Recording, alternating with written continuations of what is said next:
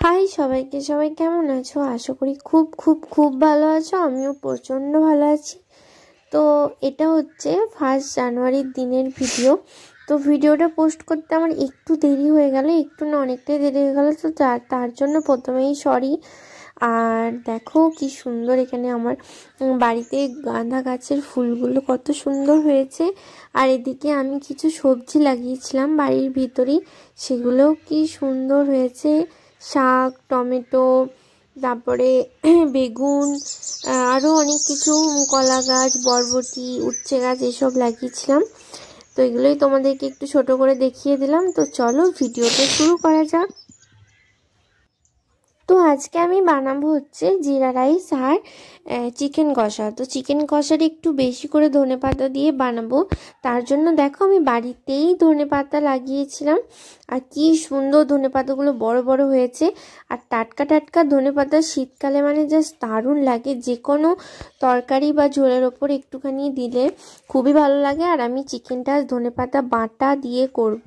তো তার জন্য দেখো ধনেপাতাগুলো তুলে নিচ্ছি। আর বেশ খানিকটাই ধনেপাতা নেবো, কারণ ধনেপাতাটা শীতকালে একটু বেশি বেশি খেতে ভালো লাগে। আর চিকেনে বলো বা পকোড়াতে বলো ধনেপাতার ফ্লেভারটা দারুণ লাগে। তো এই যে আমার এখানে ধনেপাতা তোলা হয়ে গেছে। আর কিছুটা নিয়ে নেবো, তাহলেই হয়ে যাবে মোটামুটি।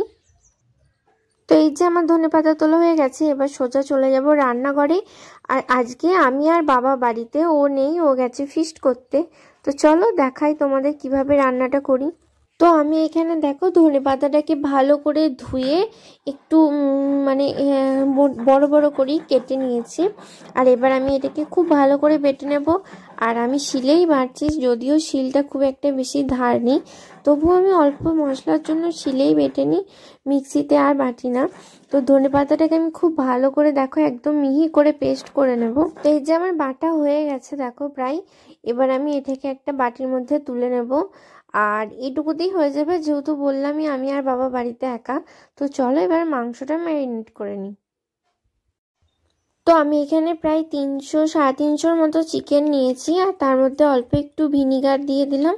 আর এবার দিয়ে দিলাম স্বাদ মতো নুন, মানে এখানে পরিমাণ মতো দিয়েছি, আবার লাগলে পরে দেব।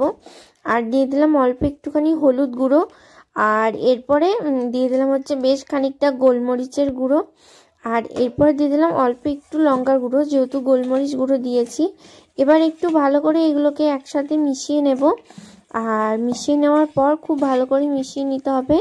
আর তারপরে মিশিয়ে নেওয়ার পরে এখানে দিয়ে দেবো হচ্ছে আগে থেকে যে মানে ধনেপাতাটা বেটে রেখেছিলাম সেটা। ধনেপাতাটা দিয়ে দেখো পুরো একসাথে সব মিশিয়ে বেশ খানিকক্ষণ রেস্টে রেখে দেবো, প্রায় আধ ঘন্টার মতো। জিরা রাইসটা বানানো, চলো জিরা রাইসটা বানিয়ে নেওয়া যাক। একটা কড়াইয়ের মধ্যে একটুখানি তেল, সাদা তেল, আর তার মধ্যে 2 টেবিল চামচ মতো ঘি দিয়েছি। আর তার মধ্যে আগে থেকে ভিজিয়ে রেখেছিলাম একটু বেশি করে জিরে আর মৌরি। তো সেটা এবার দিয়ে দিলাম তেল আর ঘিয়ের মধ্যে, দিয়ে খুব ভালো করে ভেজে নিতে হবে। আর এই সময় গ্যাসের ফ্লেমটা লো টু মিডিয়াম করে দিতে হবে, না হলে জিরেগুলো জ্বলে যেতে পারে। তো দেখো খুব ভালো করে আমি ভেজে নিচ্ছি। আর কালারটা একটু চেঞ্জ হয়ে এলেই জিরে আর মৌরি আর একটুখানি দেখবে হালকা হালকা খুব সুন্দর একটা জিরে ভাজার যে গন্ধটা সেটা বেরোলেই, তো তারপরে এর মধ্যে আমি আগে থেকে সেদ্ধ করে রাখা ভাতটা দিয়ে দেব। আর এখানে আমি বাসমতি রাইস নিয়েছি 500 গ্রামের মতো। আর ভাতটা আমি পুরোপুরি সেদ্ধ করিনি, যেহেতু তেলে ভাজবো, তো পুরোপুরি সেদ্ধ হলে ভেঙে যাবে।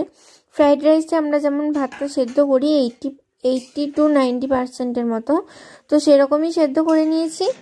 আর এরপরে আমি ভালো করে তেল, জিরে আর মৌরি একসাথে একটু মিশিয়ে নিচ্ছি। তো দেখো একদম বেশি নাড়ানো যাবে না, তাহলে চালগুলো ভেঙে যাবে। উপর থেকে একটু ভালো করে আমি নাড়িয়ে নিলাম। আর এরপরে এখানে আমি দিয়ে দিচ্ছি পরিমাণ মতো একটুখানি নুন। আর যেহেতু চালটা সেদ্ধ করার সময় নুন দিয়েছিলাম।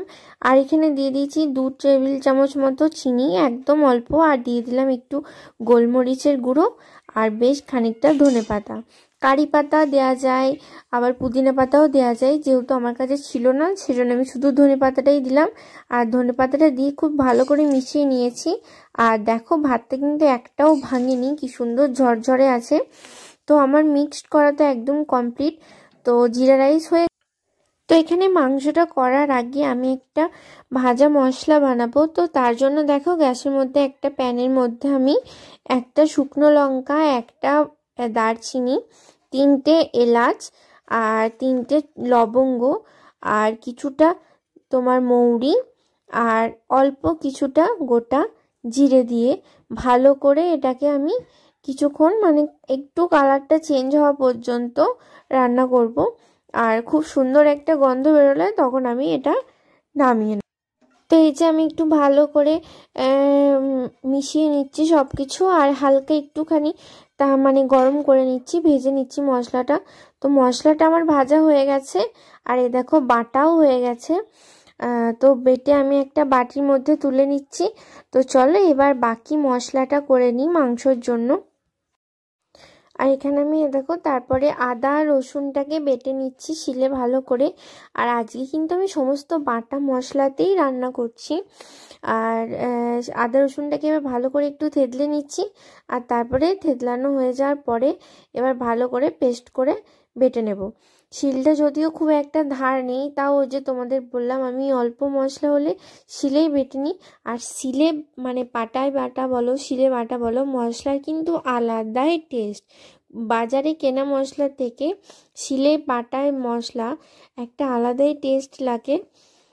তো এই যে তোমাদের সাথে কথা বলতে বলতে দেখো আমার কিন্তু মশলাটা বাটা একদম কমপ্লিট হয়ে গেছে, খুব সুন্দরভাবে পেস্ট হয়ে গেছে। তো চলো এবার পেঁয়াজ, আমি এখানে দেখো 3টে মিডিয়াম সাইজের পেঁয়াজ নিয়েছি।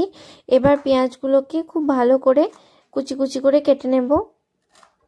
আর পাশে দেখো বাটিতে কিছুটা মাংস আছে, পুরোটা মাংস তো রান্না করিনি যেহেতু বাবা আর আমি বাড়িতে, তো যে সেজন্য পুরোটা মাংস আমাদের লাগবে না। তো তার জন্য ওই মাংসটা আবার ধুয়ে ভালো করে বক্সের মধ্যে রেখে ফ্রিজে রেখে দেবো। তো চলো পেঁয়াজটা তাড়াতাড়ি করে কেটে নিই। তো এবার আমি গ্যাসের মধ্যে বসিয়ে দিয়েছি একটা কড়াই, আর কড়াইটা বেশ ভালো করে গরম হয়ে গেছে। আর দিয়ে দিয়েছি হচ্ছে সর্ষের তেল। তো তেলটাও খুব ভালো করে গরম হয়ে গেছে। আর এবার আমি তেলের মধ্যে দিয়ে দেবো আগে থেকে কেটে রাখা পেঁয়াজগুলো। আর পেঁয়াজগুলো খুব ভালো করে লাল লাল করে ভেজে নেব যতক্ষণ না পর্যন্ত লাল হচ্ছে। তারপরে এদিকে দেখো আমি পেঁয়াজটার মধ্যে অল্প একটু লবণ দিয়ে দিলাম। আর তো এই যে দেখো আমি পেঁয়াজটা একদম লাল লাল করে ভেজে নিয়েছি। আর এর মধ্যে আমি তারপর বাটা আদা রসুনটা দিয়ে দিলাম। আদা রসুনটা ভালো করে ভেজে নেব যতক্ষণ না পর্যন্ত আদা রসুনের কাঁচা গন্ধটা যাচ্ছে। তো এই যে ভালো করে আমি পেঁয়াজের সাথে মিশিয়ে নিয়েছি আর দেখো তেল ছেড়ে দিয়েছে। তো এখন আমার আদা রসুনটা বাটা হয়ে গেছে। এবার আমি গুঁড়ো মশলাগুলো একে একে দিয়ে দেবো। তো আমি এখানে দিলাম প্রথমে হচ্ছে ধনে গুঁড়ো 2 চামচ মতো, তারপরে এখানে দিয়েছি 1.5 চামচ জিরে গুঁড়ো, আর এখানে দিয়েছি 1 চামচ মতো হলুদ গুঁড়ো। আর তারপর সবশেষে দিয়েছি বেশ খানিকটা হচ্ছে কাশ্মীরি লঙ্কার গুঁড়ো, এটাতে কালারটা খুব সুন্দর আসবে। তারপরে অল্প অল্প জল দিয়ে মশলাটা ভালো করে কষিয়ে নিয়েছি যতক্ষণ না পর্যন্ত মশলাটা থেকে তেল ছেড়ে দিচ্ছে। তো এই দেখো মশলাটার কালারটা কিন্তু দারুণ এসছে না, আর তেলও ছেড়ে দিয়েছে। এবার আমি মশলাটার মধ্যে আগে থেকে ম্যারিনেট করা চিকেনটা দিয়ে দেব। চিকেনটা দিয়ে খুব ভালো করে মশলাটার সাথে মেশাবো। আর এখন কোনো জল দেওয়া যাবে না, এখন যেহেতু আমি মাংসটাতে লবণ মাখিয়ে রেখেছিলাম তো অলরেডি এটা চাপা দিলে জল বেরোবে। তো তার জন্য আমি এখন কোনো জল ব্যবহার করছি না, ভালো করে মশলার সাথে মিশিয়ে নিচ্ছি বেশ খানিকটা। আর দেখো কালারটা কি সুন্দর এসছে, ধনেপাতা দেওয়ার কারণে কালারটা বেশি ভালো এসছে। তারপরে আমি এই যে এখানে চাপা দিয়ে দিলাম। আর এই যে দেখো চাপাটা এখন খুলেছি, তো দেখেছো কত জল বেরিয়েছে আর কি দারুণ এসছে চিকেনের কালারটা, আর অনেক তেলও বেরিয়েছে। তো এখন আমি খুব ভালো করে আবার চিকেনটাকে মিশিয়ে নিচ্ছি মশলার সাথে। তো এবার আমি একটুখানি সামান্য জল দিয়ে, সামান্য না বেশ কিছুটা জল দিয়ে এবার চাপা দিয়ে রেখে দিয়েছিলাম। আর এই দেখো চাপাটা খুলে কি সুন্দর হয়ে গেছে আর সব মাংস সেদ্ধ হয়ে গেছে। এবার আমি যে ভাজা মশলাটা করে রেখেছিলাম সেটা এর মধ্যে ছিটিয়ে তারপরে নামিয়ে নেব। আর তো চলো আমার চিকেন একদম রেডি। আর আমি একটু গ্রেভি গ্রেভি রেখেছি যাতে রাইসের সাথে মিশিয়ে খেতে পারি। আর রাত্রে তো ও আসবে, ও এসে তো খাবে, তো তার জন্য একটু গ্রেভি গ্রেভি করেছি। তো এই যে ফাইনালি ডান আর আমার রাইস আর চিকেন। তো রেসিপি দুটো তোমাদের কেমন লাগলো অবশ্যই কিন্তু জানিও কমেন্ট করে। আর দেখো মাংসটা কত সুন্দর সেদ্ধ হয়ে গেছে। তো আজকের মতো টাটা, দেখা হচ্ছে নেক্সট ভিডিওতে। ভিডিওটা ভালো লাগলে